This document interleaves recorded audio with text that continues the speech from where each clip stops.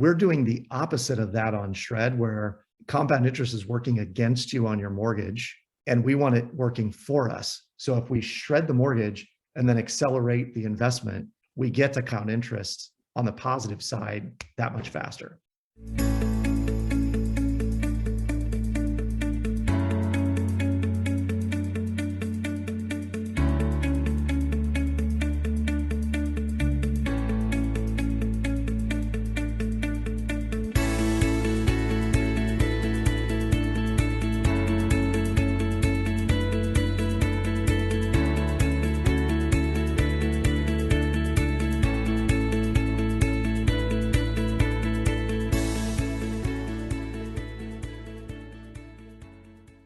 If you're watching this on YouTube, make sure you smash that like button and click subscribe. For those of you listening on a podcast platform, be sure to subscribe on whatever platform that is and leave us a rating if you can. The more likes, ratings, and subscriptions that we get, the more we can spread the message and grow our community. So we also have a free Facebook group. It's called the Average Joe Finances Network. Check us out, join the group, join the community, ask questions, and become a part of the team. All of our other social media accounts are listed in our flow page, and we have them in the video or podcast description below. Hey everybody, welcome back to the Average Joe Finances Podcast. I'm your host, Mike Cavaggioni, and today's guest is Adam Carroll with the Shred Method. I'm super excited to have Adam on the show. I actually got a chance to speak with him at the Real Estate Wealth Builders Conference and watch his presentation there. This is going to be a real treat for everybody. I really hope you guys enjoy this one. So Adam, welcome to the show. Mike, thanks for having me. I'm excited to chat with you and to provide some awesome content for your tribe. Yeah, this is absolutely awesome. I am super excited to talk with you as well, especially to share everything that you're doing and how you got to where you are today.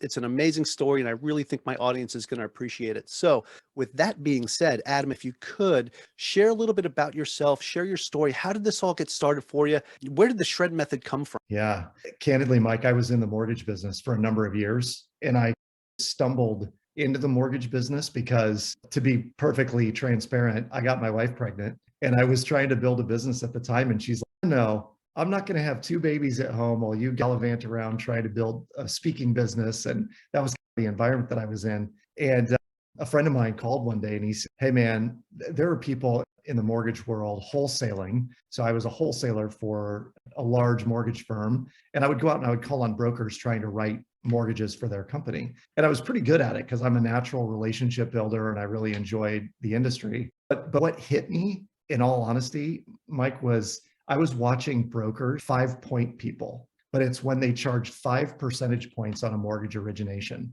between like yield spread and origination. So I was watching these people do a $200,000 refi of couples on a fixed income, and they would charge them $10,000 to do it. And I was just sickened by the whole thing. So I got into the mortgage biz as a broker, trying to do the right thing. And for 3 years, built what I called the first socially responsible mortgage company in the state that I lived in. And at the time, one of my loan officers came to me and he said, there's this piece of software you have to check out. It helps people eradicate their mortgage in record time. And at the beginning, I thought, why would I want to do that? My goal was to get refis and purchase money and all of that. And then I realized the power of it. And when I started using it for myself, Mike, I was hooked. And then that was all I wanted to talk about, was how to use this to help build wealth. I love that. Absolutely love it. And I'm a little spoiled, right? Because I got to hear you speak at the conference.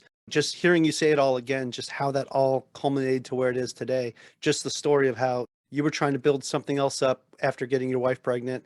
And you said, hey, I got to do something different. Got into the broker business and realized that, hey, these guys are overcharging people sometimes, and it's not something I want to be a part of. So I really appreciate your moral compass throughout this whole thing. So it just goes to just who you are genuinely as a person. So with that being said, if this is something that is so effective and can really help so many people, why don't more people know about the Shred Method? Or I know there's other terms for it, like velocity banking and things like that. So why don't more people know about this? Yeah, this is a question that comes up whenever I start talking about it. And I have a couple of kind of boilerplate answers, and I also have a gut feeling of why more people don't know about it. And my boilerplate answers are, it's known as the Australian mortgage, it's known as velocity bank, There's a lot of different names and varieties of how it's done. So it's out there. People don't really go searching for complex mathematical strategies on how to eliminate compound interest. But the real answer, my gut level answer of why more people don't know about it,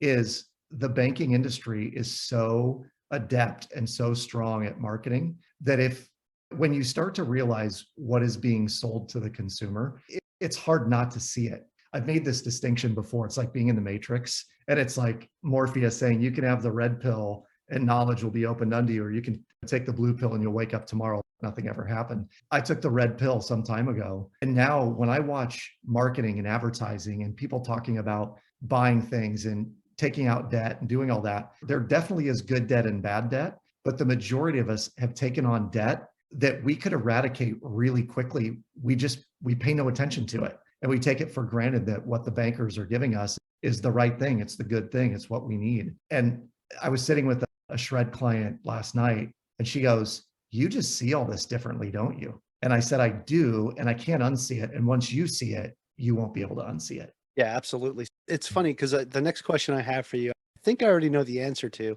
because of what you're talking about with how banks out and market and just the way that they advertise their different products.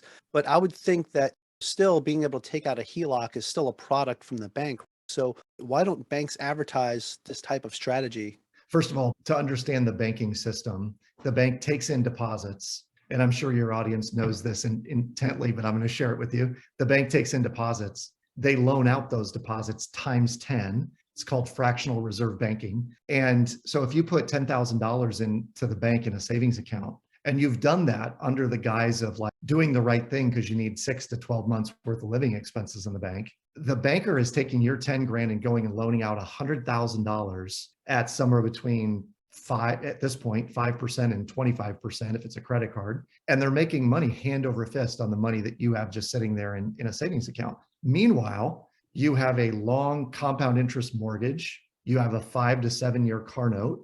You have a credit card that most people make minimum payments on, so it's stretched out long into the future. And so what the bank has done very adeptly is they've said, just hold on to this debt, just keep it. You don't have to pay it off, just hold on to it for long term. The interest rate is so low, why would you ever pay it off? And yet the interest rate is not what's at stake here. It's the balance that interest is charged on that is at stake. So someone who says to me, "This is the cheapest money I'll ever have, my 2.75% mortgage." And I go, "Yeah, probably really good deal. Like you got a great interest rate, but it's on $700,000. So there's still money that's being charged against this. And the majority of that money is charged at the beginning of your mortgage. So what if we could turn the tides on that mortgage and how long you're going to have it and actually get to a point where there's more equity being created sooner?" That's the power of this. And that's the thing that most people, they don't realize that the HELOC is used for that or could be used for that. Yeah, that's a big thing. One of the things I wrote down as you were talking about that, because as you're describing the interest rates, oh yeah, just hold on to it as long as you can. The interest rate's low, right? It's cheap money. I wrote down low interest rate because that's what it feels like. You're a rat in the rat race, just got caught in the trap, right? Now you're sitting there just chasing the cheese, but you can't get to it because you're stuck. So yeah, no, I love that. Now, here's the thing though, like we're sitting here talking about this. I don't think we actually even described what the shred method is yet. So if you could share with us, what is the shred method? How does this work? How do you use this as a vehicle to pay down debt or invest or anything like that? Yeah. So the premise of the shred method is this, Mike. You have a mortgage, a traditional mortgage that most people take out on a 30-year fixed amortization table. And when most of us buy a home, we're going to put some amount down, call it 5, 10, 20%, whatever it may be. So let's assume you put 20% down on a property. You could go get a home equity line of credit against the equity that you now have in that property. And for the shred method to work, candidly, your HELOC needs to be somewhere between 1.5 and 2 times your monthly net take-home pay. So if you're taking home $5,000 a month, ideally you would have a HELOC that's in the $7,500 to $10,000 range. So it's not crazy. You're not taking out a massive HELOC. But what we're going to do is we're going to use the HELOC now as our checking account. And when I say we're going to use it as our checking account, all of your monthly bills will be paid out of that HELOC. And when you get paid every 2 weeks, your income simply drops into the HELOC, bringing the average daily balance down. The software that powers the shred method is based on a number of complex algorithms. But basically what it does is it tells you exactly to the penny how much to send to your debts. It could be a credit card, car loan, but fundamentally we want to get to the mortgage. And so on a week by week or month by month basis, you'll get a notification from the system that will say, based on your income and your expenses, send $2,788.72 to your mortgage today. What most people don't realize is that every time you dump a big lump sum payment in your mortgage, you are accelerating the amortization table. So if you are on payment 1 when you start the shred method, by the second or third month, you might be at payment 96, meaning you've skipped 8 years of mortgage payments just by leveraging some of that HELOC against the mortgage. And that in itself is cool. But what's cooler is when you look at what does 8 or 9 years worth of payments cost you in interest, or save you in interest in this case. And for most people, it's literally going to be like $60,000 or $70,000 is what the savings is. Yeah, that's huge. It's huge, especially when you're thinking about how much you're accelerating your mortgage. So if you're sitting here and you're chunking down your mortgage,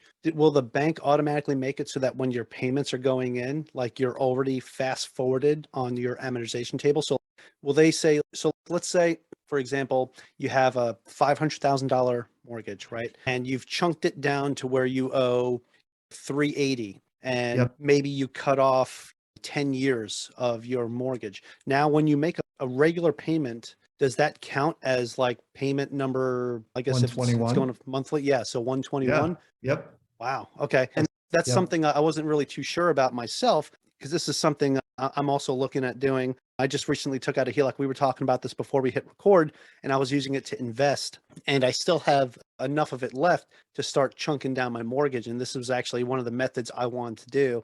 And I was talking Yeah. with my wife about it a lot. So this is very interesting. And I think I have a new selling point to share with her that, hey, as we're chunking down the mortgage, we're also fast forwarding where we are on the amortization table. And I think Yes. that'll make her feel a little bit more comfortable. So for those of you listening and you're looking to explain this in a way that will make maybe your partner or spouse more comfortable, this might be a good episode to have them listen to, if this is something you want to do. Okay, awesome. Yeah. And one thing I would add to that, Mike, is that one tweak maybe for your system is that if you and your wife started pouring income into the HELOC or through the HELOC, what you'll notice is it will fluctuate up and down month over month, but it will trend down. So you're going to blast away your HELOC faster, allowing you to go deploy more of that money into a syndication or another rental property or what have you. And the whole time, as you're putting lump sum payments to the mortgage, what you're in effect doing is also expanding the amount of equity that you have available to you. So if you started with a $50,000 HELOC, 6 months in, you may be able to go back to the bank and say, hey, I've paid off a ton of my mortgage. Could I get 75 or 100? And the reason this is really important for people to understand is this is liquidity. I maintain that most people don't have an income problem. They have a liquidity problem because their income is going into qualified investments that they can't pull the money out of for a long time. Yet when you use this strategy, you'll get to a point pretty quickly where you could write a $50,000 or $100,000 check, and the investments that you can put money in at $50,000 and $100,000 clips are way different than dollar cost averaging into the stock market. Yeah, I had to write that one down too. That's a great nugget right there, especially that most people don't have an income problem, they have a liquidity problem. And I see that because even investing in real estate before I had a HELOC, the money that I was putting in, like it's something I put into it and I can't touch it, especially with the syndications that I'm doing as a limited partner. I put this money in, they take it, they get the asset, and I collect a check every month, right? I cannot say, I guess I could, if I go and ask them, but they could always say no, but I could say, hey, I want you to buy me out of my position. But generally, you're not going to see something like that happen. So it's money that I can't touch for the next like 3 to 5 years.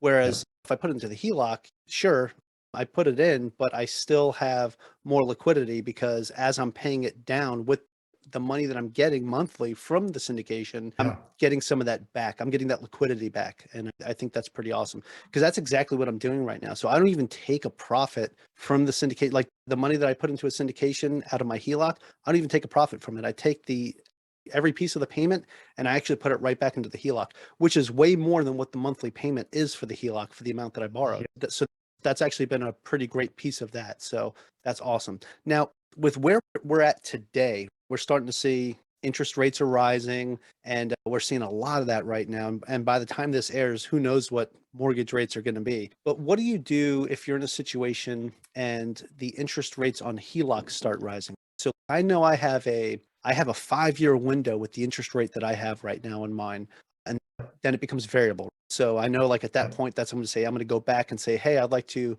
apply for a new HELOC and reset this whole thing. But what happens if those rates rise and now I'm going back and instead of the 4% that I have right now, they say, we can give you 6.5 or 8. Yep. Yeah, great question. And it's actually on the top of people's minds right now, given the interest rate environment and the Fed monkeying with rates on a semi-regular basis. The short answer to your question, Mike, is we've run the scenarios all the way up to 9 or 10%, and it still works. It still saves you money. The difference is that when interest rates are at 4%, we might leverage $30, $40, $50,000 at a time on that HELOC. And when it's higher, 6, 7, 8, 9%, we might ratchet it back to $10,000 to $15,000. And it will slow down the payoff of your mortgage just a little bit, but not enough to really notice, maybe like 2, 3, 4 months. You're still going to save a massive amount, tens of thousands of dollars. We're just leveraging a different amount based on the amount of interest that's being charged on it. Yeah, fantastic. Because the way I'm looking at it is the difference between the simple daily interest that you're paying versus the amortized interest that you're paying on the mortgage over a 30-year period. So yeah, sure. I think 2.25% mortgage right now, which is fantastic. I got probably one of the best rates out there when I refinanced. But at the same time, looking at it over a 30-year period, when I make a mortgage payment right now, how much of it's going to interest versus how much is going to principal, which actually right now for somehow, because I refinanced, I got 2.25, and then my APR was 2.26. Ever since my first mortgage payment, I was actually making slightly more into the principal than into interest, but it's still like 50-50. It's maybe like 49-51. And that's a lot of interest that I'm still having to pay. Whereas if I start chunking it down and I knock 10 years off that mortgage, what a huge difference being at that point. And then fast forward to knocking it down to where I'd be at the 20-year mark plus. That's when you really start seeing a big difference, at least when you look at the amortization table. And you can be there really quickly. So we were chatting about this pre-roll on the interview, but I'm on my 3rd time cash out refinancing my home and paying it off. So in the last 9 years, I basically paid my house off 2 full times and we're on our 3rd time. And this last time I pulled out $200,000 in cash. We invested it in the market and in real estate and some other deals. My payment is right around $800 a month. So I don't escrow because the escrow just comes right out of my HELOC. So that's money I'd rather not give to the government on a monthly basis. I'll do it twice a year, pay my property taxes and my insurance once a year. But my payment's around $800 a month. And the investments that we put the 200 grand in produce about $775 a month in cash flow. So in effect, the investment I made pays the mortgage payment that I borrowed to make those investments. Furthermore, we started shredding. And so within a year, we had paid it down to $95,000. And at 95 grand, my payment is still $800, but about $200 a month goes to interest and the rest goes to principal. So not only is my investment making $775, but the majority of that is going into principal to help continue to blast away the mortgage. And I still have access to all the money on the HELOC. So this is a strategy that has multiple facets to it. Some people just want to blast away debt. We can help you do that. Some people want to control their cash flow. It can help you do that. It's super robust and very fluid. Yeah, I absolutely love that. And the second piece of that with what you just shared, besides just using the HELOC as a means to be able to pull out cash when you need it, you were also able to pay off your home and then do a cash out refinance and pull hard money out that you can then use to invest in other assets and then do this all over again, then shred it back down all over again. That's completely fascinating. I absolutely love that. So it's not just because the way I was looking at it was like, I could just, if I need cash, if I need to pull out money to invest, I could just pull it out of the HELOC. Well, actually, if I get to the point where my mortgage is low enough or I've paid my house off, I could also do a cash out refinance and get the actual hard cash in hand besides just pulling it from the HELOC. So there's more than one way to get cash out. So absolutely love that. Yeah, that's fantastic. Okay. Yeah. So that kind of settles my mind on the whole thing too about interest rates too. If interest rates rise, like there's still a lot to play with here. There's still Yeah. ways to make this work where it's not really going to slow you down that much. Now, Yeah. besides interest rates going up, so here's a scenario, right? I'm retiring from the Navy. My income is about to get cut. My income's about to get shredded, right? When I start going off of my pension and hopefully VA disability here, to the point where I'm going to lose maybe on my personal income about $4,000 a month. Now, of course, I'm going to be going full-time as a real estate agent, so I'll be getting my commissions and everything. But let's say in a worst case scenario, I can't sell a home, and now I'm Yeah. living off of where I was living off of 11,000 a month. Now I'm living off of 7,500 a month. Where does Yeah. that put me if I'm doing the shred methods? So basically, for a loss of income. There's a question behind the question, which is at 7,500, are you below the watermark or above the watermark in terms of your expenses? Yeah, I would still be above, So what it just does, slightly. candidly, this is the analogy that I give people. If you've got a significant amount of discretionary income after you pay your expenses, that determines the size of the shredder that you have. So people who have $2, $3, $4, $5,000 a month, God love you, you have a massive shredder that you could put trees through this thing and it'll grind them, right? If you have 1,500 to 2,000 bucks, you have one of those Office Max shredders. You could put 30 or 40 pages through at a time and it'll shred things. If you have a couple $100, you've got like a tabletop shredder that you can do 2 sheets at a time. So what it does is it just slows down the time frame at which you could be out of debt. It's still effective. It's still going to save you tens of thousands of dollars. Instead of 2 to 4 years payoff time, you're probably looking at 5 to 7, maybe 9 on the very high end. But I maintain that virtually anyone out there could be completely out of debt between 5 and 7 years, even with a modest income and a modest discretionary income after paying expenses. Oh, that's good to hear. And that's probably exactly what my wife needs to hear as well. So I'm going to make sure she listens to this episode. So Love it. I absolutely love this whole method. And that's one of the things I wrote down too, as you were describing that size of the shredder. So what kind of shredder can I use right now? Do I need to maybe downgrade a little bit after I retire? But then again, like I said, I'm going to keep doing what I'm doing. I'm going to keep investing and taking the cash flow from my investments and putting it into it as well. So I think Yeah. I'll be very quickly back to where I was No doubt. pre-retirement. Yeah, this is good stuff, man. Absolutely loving it. Okay. So we talked about if interest rates rise. We talked about if there's a loss of income. Now, what about if, and we touched on this a little bit. Now, what about if he says, okay, I don't have too much debt. I'm not too worried about that. I want to focus on investing. So how can they use the shred method as a strategy to invest? And it's what I'm doing right now a little bit, but I'd like to hear your perspective on that. Yeah. So when people tell me, hey, I want to be investing, there's typically 2 or 3 questions I'm going to ask them. Number one is, where do you want to invest? What's exciting to you? And typically they'll say real estate, they'll tell me crypto, or they'll tell me equities. They want to be in the stock market. And what's funny is I get a lot of people that will say, hey, you shouldn't pay off debt. You should be in the stock market because, and then I get the old diatribe about over 100 years, the S&P is gained it's 10% return and blah, blah, blah.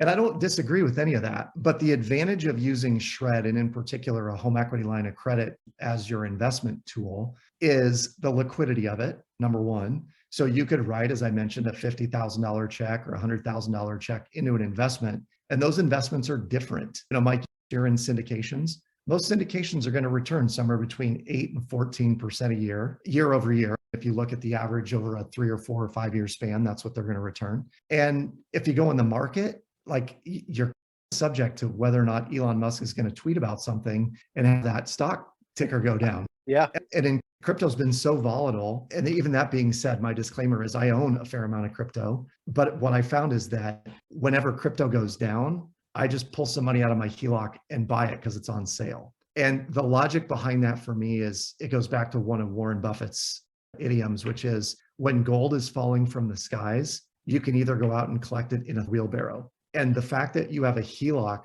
accessible to you is the wheelbarrow, because take you back a little bit. You remember in March of 2020, the wheels fell off of society, Vegas closed. And I was like, Vegas closed. What happens to MGM stock? MGM stock went from $42 a share to $7 a share in 2 weeks. So I said to my wife, hey, we're going to own a piece of MGM. So we pull out 10 grand out of the HELOC and drop it on MGM stock at about $8 or $9 a share after it bounced. And I was like, this is going to be awesome. Today it's $36 a share. So Ooh. that's the power of this, right? When you see a deal, you go scoop it up because you have access to that capital. And all the while, the market was doing this high flying ride, and crypto hit 60K and then went back to 45K. Now it's at 30K, Bitcoin in particular. What people were telling me was, it's dumb to pay off your debt, man. It's dumb, so dumb. You should be in the market. This market's killing it. And I'm like, yeah, the market's killing it, but it's overpriced. And every high has a low, and we have to be getting close. So as I was paying off debt, freeing up equity and being more liquid, now I'm licking my chops. Okay, I'm waiting for MGM to go back down, and Coca-Cola to go down, and Wells Fargo to go down, and the whole stock market to go down, and Bitcoin at 30 grand a coin, that is on sale. And so you better believe, like, we're taking money out of the HELOC and putting it into some of those things, because I know that I'm not necessarily trying to time the market, but the market timing is right. And we have the access to the capital using that HELOC. So it's a long, winding answer to your question. Oh, hey, but it works, right? And I think the most important takeaway from that is not to sit here and try to time the market, but the fact that you have the liquidity that when an opportunity presents itself, you can snatch it up. You could jump right in. So somebody that's still doing their month investments into whatever stocks or equities that they're trying to invest in monthly, you can still do that. But at the same time, if you built up all this liquidity by paying down your mortgage and having this higher limit now on your HELOC, that when you see something just completely drop down, you can just snatch it up, like what you did with MGM. That's super fantastic. Super fantastic. Yeah. And it's an astute observation on your part that that monthly payment that you're making, the dollar cost average investment into your Roth IRA or what have you, you can still do that with the shred method. It's not like that has to be stopped. I can show you, the software can show you in vivid detail where the delta is between investing in a Roth IRA that's averaging 6 or 7% versus blasting away the debt, and how much you'll save versus how much you might make. Where it really matters, Mike, and this, having studied this and knowing the FIRE movement, our goal is to get to a compound interest point on our investments as fast as possible. If you look at the example of a penny that doubles every day for 31 days, it's the last 2 or 3 doublings, day 29, 30, and 31, that gets you to $10.2 million or whatever it is. We want to get there as fast as possible. But when you're dollar cost averaging, that takes a long time. Like, you're talking 40 years plus of investing to get to the point where those doublings happen. We're doing the opposite of that on Shred, where compound interest is working against you on your mortgage, and we want it working for us. So if we shred the mortgage and then accelerate the investment, we get to compound interest on the positive side that much faster. Absolutely. And I love the analogy that you used too, doubling a penny every day. I actually saw that recently on TikTok. It was pretty funny, just because the accounts that I follow are all like financial independence and investing ones. Totally. And one came up where it was like, hey, got a question for you. If I gave you a choice between taking $1 million today or giving you a penny that doubles itself every single day for the next 30 days, what would you pick? And I thought for a second, I'm like, it gives you like 5 seconds to think. I'm like, I'll take the penny that doubles every day, because by the time it gets to the end of the month, I was like, I'm going to be in the millions for sure. And sure enough, after 30 days, it was like 5.6 million. So, but you said with the 31 days, of course, it'll be 10.2. But that's the beauty of compound interest. The fact that you can get there a little quicker and supercharge what you're doing with a HELOC just makes it all that much more attainable for someone that thinks that they might not be able to get there. Or maybe somebody who's a little bit older that thinks, man, I should have started 20 years ago. There's still opportunity out there for you to do it. For those of you that are listening and not watching this on YouTube, you can't see, I'm actually wearing my FIRE shirt today where it says Financial Independence, Retire Early. I usually like to just cover up the RE part, the retire early, because I don't ever consider myself going to be retired, even after I retire this year. It's hitting that point where I'm financially independent, where my expenses are covered by my passive income. And to me, that is where I want to be, where I think most people want to be, is at that point where you hit that financial independence, and then you could do the things that you want to do. And the fact that you can use the shred method as a vehicle to get there a little quicker than you probably thought you could have is also something that I want to put out there, because that's just absolutely awesome. And it's something that I didn't even realize I was trying to do on my own with a HELOC, but I'm very interested in your software and using that myself, and I'm definitely going to check that out for myself as well. I'd like to go into something now that we call the final round. And this is where I'm going to ask you 4 questions that I ask everybody that comes on the show. So if you're ready to go, these are 4 hard-hitting questions. I'll hit the go button and we'll get going on it. Fire away, Mike. All right. And even behind you, I see that picture that says set goals and go. So that's what we're going to do right now. I love it. Yes. So the first question is, what's the biggest mistake you've ever made? Oh man, I love this question and I hate this question because I'm a big believer, like we learn from our mistakes. There are lessons learned. So we either win or we grow. We never fail. But I had a massive failure. And that was a friend of mine and I were talking about investing in real estate. We were completely green. I owned a duplex at the time and that was it. And he's, hey, let's go to this auction. And it was literally like a state auction, a sheriff's sale, where you're on the doorstep of this house and the auctioneer is calling it. And in the moment, you're like getting caught up in, I'm going to get this house and it's going to be a steal. I was taking everything on hearsay. Someone made some comment about what the value was. I assumed that was gospel truth. And at the end, like my partner and I had our hand up and no one else did. And at that moment, I was like, oh crap, we just bought this. And I had told my wife that I was just going to see what it was like. So I come home that day, Mike, and I said, that auction that I was going to today. And my wife got this just devastated look and she goes, you bought it, didn't you? And I'm telling you, Mike, this was the money pit. We had mold issues. Some of the water pipes had burst. There was a hot tub in a 3-season porch that they had literally built the porch around the hot tub. So we had to cut it in half with a circular saw to get it out. And my lesson really was this: always do your due diligence before you buy a property. Know what you're getting into. Be the most educated person at that auction or in the room if you're making an offer, and have really talented people like Realtor Mike on your corner as you're going to put in offers. But for me, that was definitely the biggest mistake. Wow, Adam, that one hurt just listening to it. I was sitting here just gritting my teeth. Oh, it's funny because, recently there was an auction out here for a property that I was actually looking at in Hawaii. And I told myself, like, I don't know if I could buy an investment property in Hawaii. It's just so expensive here. And I was like, and I saw this one coming up for auction in my neighborhood. And I'm like, ooh, if I can get this one for $830 or less, I think because being a realtor, I got a chance to go look inside of it and everything and check it out. I said, easy fixes, maybe 10 to 20K into this thing. I'll probably be $850 all in. And looking at the comps in the area, and I was like, this could easily sell for $950, $960-ish. I think I'd be in a pretty good spot. Well, anyway, come to the auction day and it actually goes for $949. And I said, woo, glad I did not do that. But the person who got it's probably going to live in it. I don't think they were, but yeah, as an investor, the whole thing I'm thinking, I was like, I'm not going to pay a dime over $830, but I'm glad I had a chance to go and take a look at that and do my due diligence on it. But that's why, as you were describing this, I was like, oh, what did he get himself into? You got to know your numbers. You have to know your numbers. And I learned, it was a valuable lesson. It was a long lesson learned. I think I held that home for 4 or 5 years before I finally got rid of it. Wow. Tenant issue after tenant issue. And I drive by it now and I'm like, all right, I learned what I needed to learn from it and I moved on. Awesome. Okay. Next question.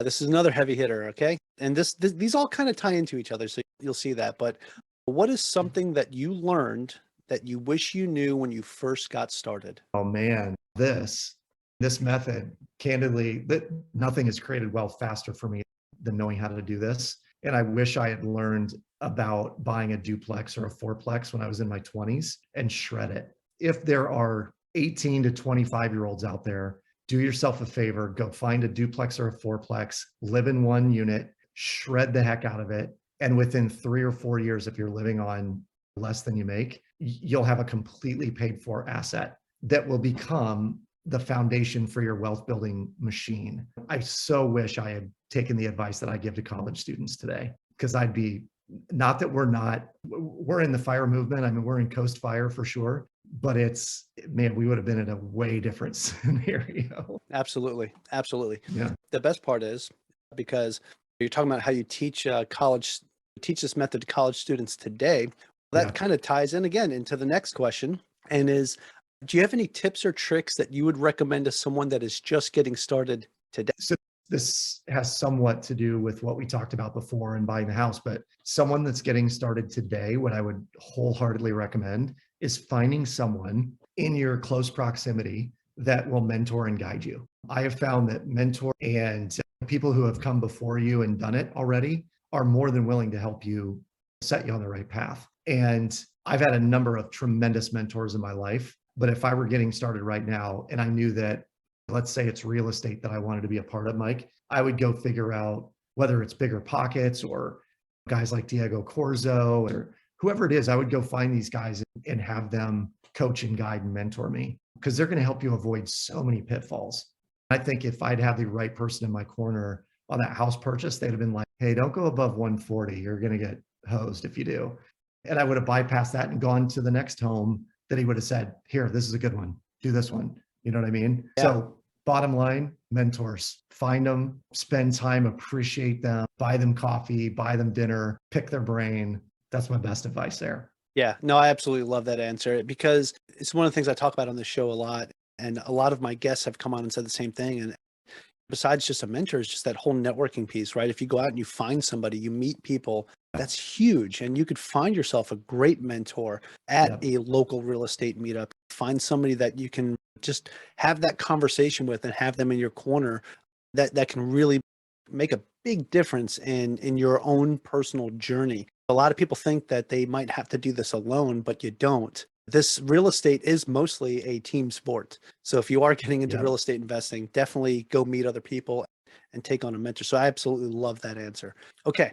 Final question of the final round is, do you have a favorite business, investing, or real estate related book or podcast or both? So my favorite business book right now, and I say right now because I'm constantly reading and it feels like I have a rotating bookshelf of favorite books. One has been there, and I'll talk about that one, kind of the perpetual book that's on it. But Traction, which is a book for small business entrepreneurs, you have it right there. Right?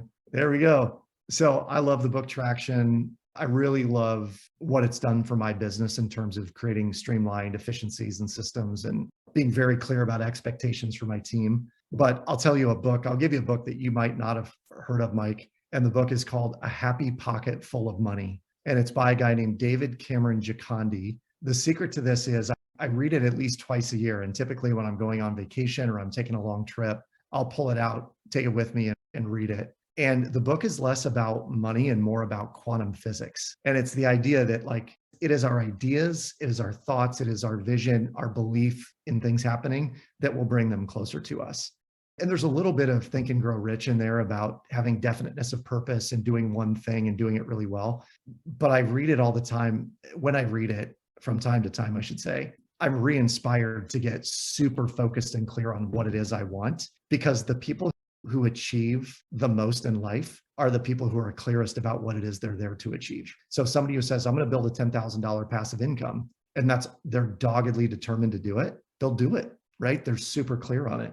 So I would highly recommend Traction for entrepreneurs and A Happy Pocket Full of Money for anyone else, no matter your business, just to get really clear about what you want. Absolutely love that. I'm definitely going to look that book up as well. A Happy Pocket Full of Money. That just sounds like a good book to read. My pockets would be happy if they were full of money. That's it. It's all about like, I am joy. I am joy. I am abundance. I'm a money magnet. Those kind of messages. One of the things that I remember from the book, candidly, Mike, is how can you ever enjoy something if you are not in joy while doing it? And so he says, go find things you enjoy, be in joy while you do them, and watch all the goodness come back to you. So like with real estate, for me in that house, I had to get away from real estate for a time because I was so frustrated with that house. I was never in joy while I was there. And then I started realizing I could be in joy doing a whole lot of other things. Like I'm in joy when I'm showing people shred and teaching them how to blast away debt and invest for the future. And as a result, the business has grown and thrived. And I think it is a byproduct of being in joy. Yeah, that's great. It sounds like a lot of affirmations, right? Positive affirmations that the book just gets you to really think about that stuff. It's one of the things that I love about like when I do my daily journaling and I'm writing down my affirmation for the day. It's just something that as you keep repeating it to yourself and as you keep putting it out there, it's just something that will always be in the back of your mind, whether you're a spiritual person or not.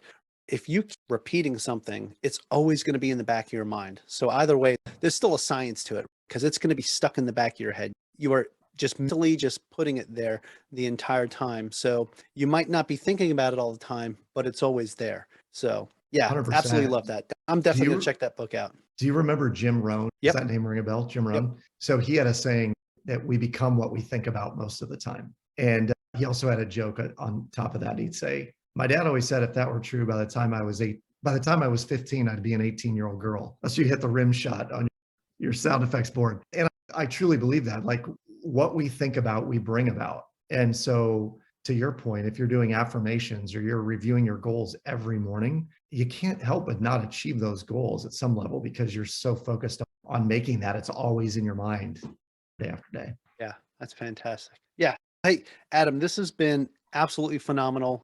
Just everything that you've talked about with the shred method, even to the own lessons that you've learned in real estate as well, and what you've been able to do with this method and the actual joy that you get out of teaching it to others is absolutely awesome. Being able to have a conversation with someone like you who's genuine and genuinely cares about the products that they put out and being able to actually help other people focus on and achieve their goals is something that I love doing more than anything else. So being able to interview you and have this conversation has actually brought me much joy. So I want to say thank you so much for that. And now, for those that are listening that have enjoyed this episode and enjoy what you're talking about, they're going to want to know a little bit more about you and where they Yeah. could find that information. So if you could, please just share, where can people find you? Do you have a website, any social media profiles that people can follow? And we'll make Yeah. sure we have all that in the show notes as well. Yeah, wonderful. And thank you for the offer, Mike, to come on the show. I love what you're doing. I think the conversational nature of your podcast is awesome. It's super easy to listen to, which is fun. People can find me very simply at theshredmethod.com. We have a pre-recorded webinar that will teach you everything you need to know about how the method works. And then we're actually launching a new site that has copious amounts of what we would call cornerstone content. So you can go down the rabbit hole on the site and read all about it, all the different ways that it works and how we built wealth and it helped other people build wealth using the system. So check out theshredmethod.com. I'm on Instagram. It's adam.carroll, Carroll. So follow me on Instagram. And then the Shred Method is also on Instagram. It's the.shredmethod. But those are the primary places. All right, so fantastic. Like I said, I'm going to have all of these links in the show notes to make it easier for you to either click or just copy and paste. Go follow Adam, go follow the Shred Method, see what they're doing as he continues to just do his own journey here and help other people reach a place where they can become financially independent. That's what we're all about here on Average Joe Finances. So Adam, again, much appreciated, really awesome to have you on the show. I am so thankful. And this has been a fantastic conversation. I hope you have a wonderful week and aloha from Hawaii. Hey, aloha and mahalo, my friend. Thank you. Thank you for making it to the end of this episode. Greatly appreciate you being here with me today on the Average Joe Finances podcast. If you haven't done so yet, make this the episode that you go leave us a 5-star rating or subscribe to our YouTube channel. The Average Joe Finances podcast is for informational and entertainment purposes only. Have an outstanding day.